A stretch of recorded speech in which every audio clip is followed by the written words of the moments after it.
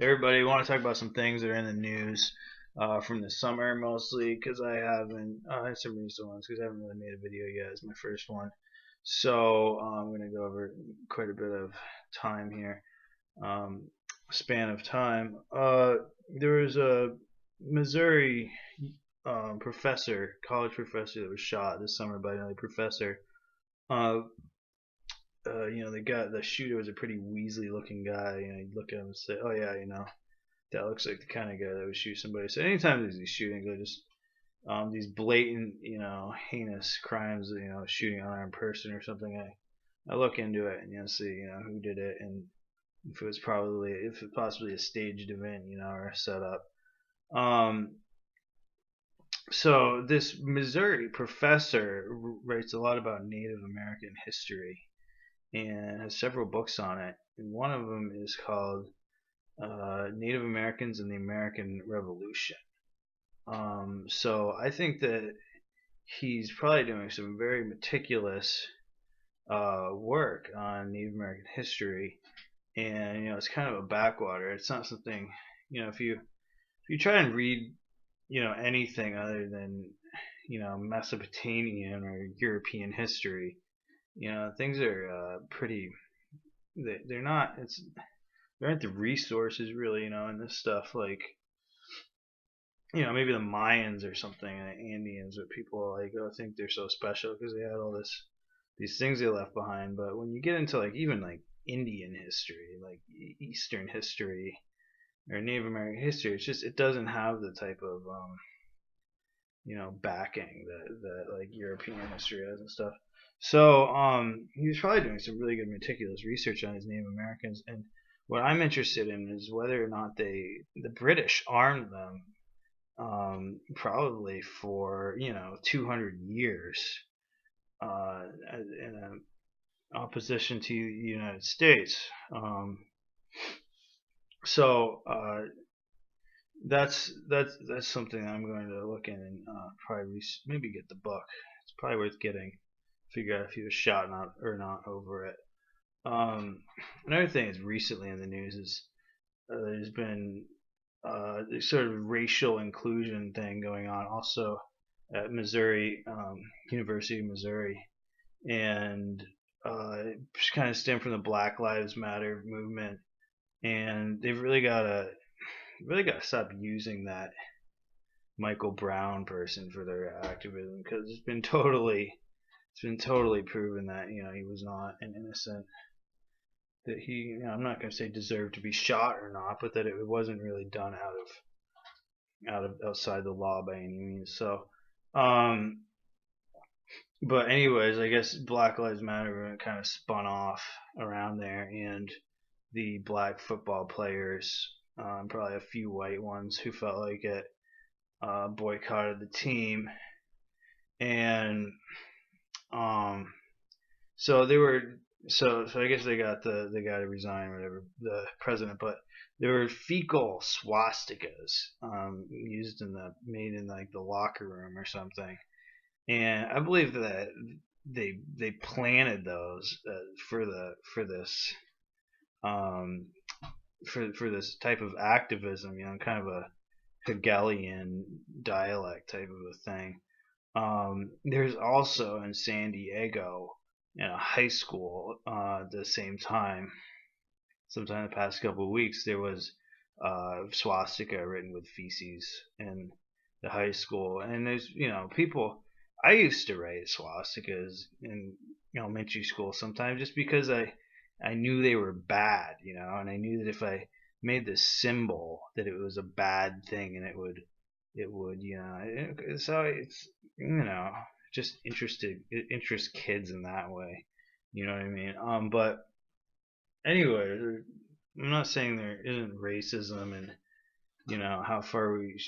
how much we should fix it or anything, but I believe they're creating a dialect for racial inclusion as part of their agenda, because basically anything other than the government um, is a power structure that they don't want to be there.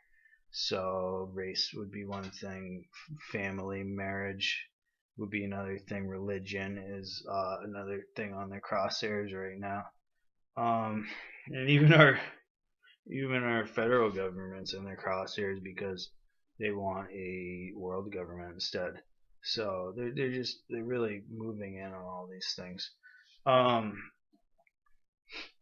so yeah, it's a total Hegelian narrative going on.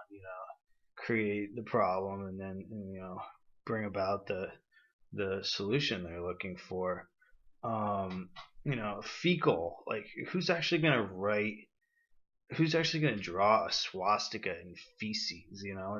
Maybe it has a reference to brown people or something, but that's such a ridiculous thought, to do. So let's say that let's say that they are doing this. What are they trying to do? They're trying to create the maximum like repulsion and emotional reflex from these high school and college age kids. And so writing a swastika with feces is the perfect way to do that because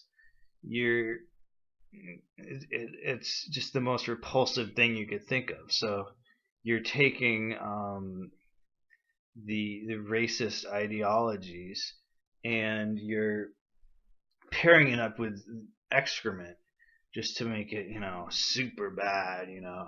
How could anyone ever side with someone that something that's being written in feces? It just makes a complete illegitimate mission. So, and the fact that it happened in two different places too. Also, in Vermont here in Burlington, there were two homes that had swastikas put on them. Probably just posters or something or pamphlets, and that has the whole community up in arms. And there's been large racial justice organizing going on, due to that. So these things could be pasted there, planted there, in order to just bring about these like Zbigniew Brzezinski says that these urbanized these urbanized literate people are just a whole for political some type of political riffraff to go on. They're just looking for it, so put some swastikas there, get them all riled up. So yeah, you have fecal swastikas. You can't possibly be on that side, and it's the perfect way to get high school kids to repulsed and to so the other thing is that the media is obviously there's kind of a people want the media attention, so they'll do what they know they should do to get the media attention. So also the civil rights in the 1960s was really confused with black power, and even Martin Luther King himself was really sort of in the black power movement, and there were moderate things that he attended, and his organization was pretty moderate, and it was based on basically, this is Zbigniew Brzezinski again, mobilization for political force. It was based on literacy, teaching black people to read, and voting too. So these black people are getting riled up, and I'm not saying there isn't genuine good stuff here. I'm saying a lot of the civil rights movement was black power movements. They went to the Democratic National Convention and they kind of like just balked at the whole thing and demanded like all the votes and everything back in the 60s. There was yeah, so So they're doing what they know. Everyone wants to be on the national news, so they just know that they're in the right place at the right time to get on the national news. So they're doing exactly what they want them to do, and it's filling in the narrative. So they don't have to. These events don't have to really be that successful or that large or that good. They just have to look good enough to go into the news and portray the narrative that they're looking to portray. I'm going to talk about in other videos. They're actually creating this activism, and I'm talking about writing swastikas with feces on the wall right now. But there's other examples that are completely obvious where these NGOs, liberal NGOs, are creating this activism. It's Hegelian again for a certain particular outcome.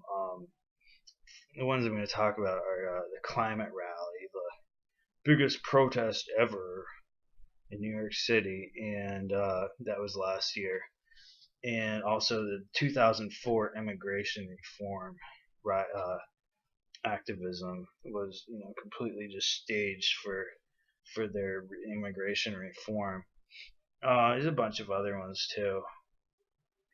So yeah, they're really pushing it hard on their kids right now. They're really pushing all these doctrines hard, getting it into schools and stuff like that.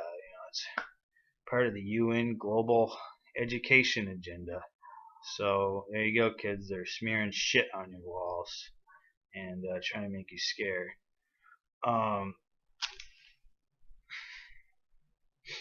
So also Black Lives Matter and stuff. Dylan Roof. That really kind of that story didn't line up very well. The pictures look terrible, and the pictures look photoshopped, especially the ones of him sitting by the flower pots with a Glock 45. And I'll be damned if he used a Glock 45, and what would be a little better, it definitely would inflict a bigger wound, but